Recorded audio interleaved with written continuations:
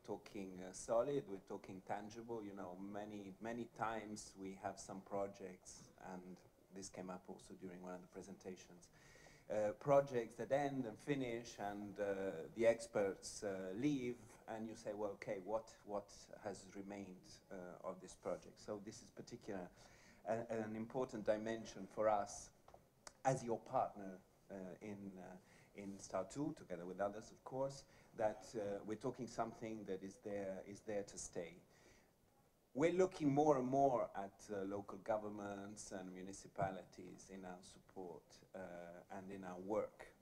And a few days ago, somebody was saying to me, what's wrong with you guys at the delegation? You're obsessed with municipalities. It's not that there's something wrong. There's nothing wrong, at least not that. But it's simply that as we see Albania moving towards the EU, we understand the critical role that municipalities and local authorities have to play. And this is also the sense of our engagement, for example, in STAR2. And the role is critical in two different areas. First of all, if we look at public administration reform, which is, as you know, a famous key priority. Why is it a key priority? And it's not just a key priority for Albania, it's in general a key priority for any enlargement country. It's a priority because what you need as a country that is becoming a member of the EU, and once you will be a member of the EU, is to have institutions and a state and local authorities that work and that can perform the function of a state, that can give services to the citizens, and that can engage in the different policies.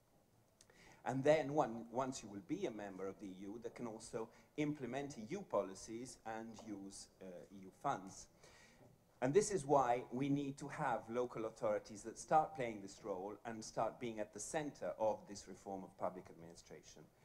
But also, if we look beyond purely public administration and all the other policies and reforms that we are trying to support here in Albania, municipalities have a key role as EU players in this. First of all, in letting citizens understand what the EU is about, but also to start implementing a lot of the reforms and a lot of the changes that are necessary already now in the preparation process, and then will be fundamental once you are a member of the EU. So what is interesting about this that we have been doing together in the context of STAR2?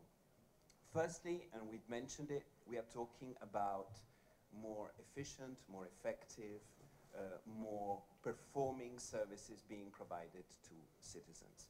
And this is actually in both dimensions, be it in the archives or be it in the digital publication of decisions. Because when you know where are the documents, what is the records, where are the traces, then of course you can provide better services to citizens, and they will have an administration that responds and knows how to function. But then of course there's the other dimension, which is the issue of transparency, accountability, and participation. And here again, it's both, because if you have archives that function, you know there's a trace, and you know that you're not in the hands of this or that employee and their own views or willingness to support you. And equally, if you know what other decisions that the municipality is taking and what steps it has been adopting, then as well you are in a position to participate, to understand, to debate, to criticize. So these are the two key dimensions. But I'm also very touched with the third one, which was mentioned in the first presentation. Thank you for touching upon the Hammurabi Code. It is the institutional perspective. We want institutions that are not just performing, they're not just accountable, but also are solid, are in the line of continuity, have an institutional memory. And in an administration, in an institution, if you don't have archives, if you don't record what you do, you don't have the trace of what you and your community has built, basically you don't exist. You're on very, very thin ground. So I think all three dimensions are very important. If we look towards the next steps, I think it would be good if you could work at taking this to a different level in terms of having now not just archives that have been completely reorganized, and very impressive photographs that you have showed, but also that you work on digitalizing these archives. I know this is not at all easy. Not long ago we had to do it in the European Commission, and it was a big job. But this is an important step. But the dimension to which I am very attached is the issue of sustainability. And it's linked to what I was saying before, of leaving behind some results that are tangible and concrete.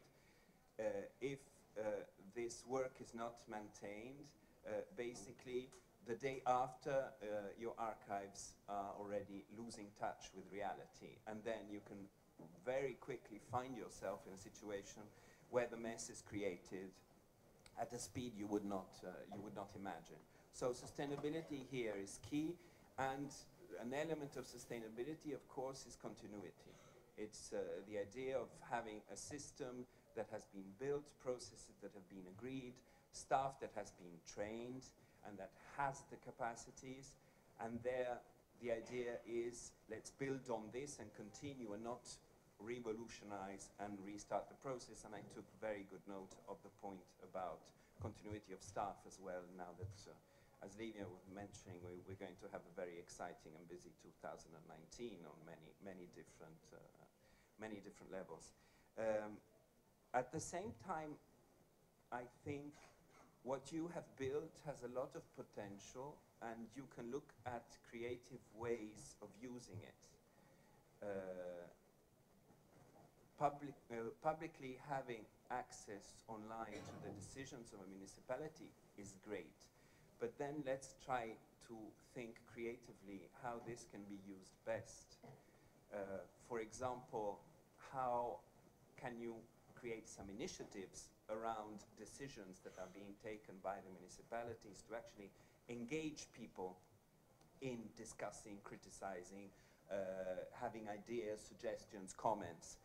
And also think how municipalities can also take their decisions in a way that is more open to dialogue and participation.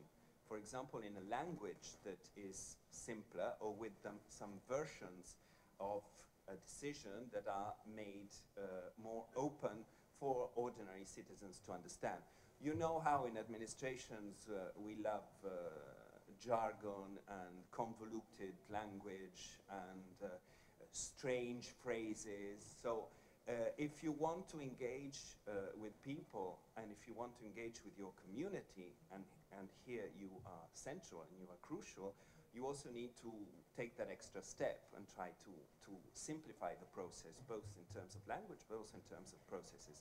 We have at the central level, in our work on public finance management, we have worked with the Ministry of Finance to have a citizens budget, because if you open the budget of Albania or any other country, the budget of the European Union, and you're not a specialist, you won't understand a thing. But if you can build it in a way that it's explained clearly to people, to citizens, to ordinary people, then they might have ideas, and they might want to say, well, why don't we put more money on schools, and why do we have to build this road instead of that bridge? So this is what I was trying to say. In terms of the next steps, I think raising our ambitions, or your ambitions rather, on developing gradually digital archives, sustainability, continuity in a year that's going to be very intense and beyond. And then also, let's work on these tools, on this potential to actually engage with the communities and put them really at the center. Thanks.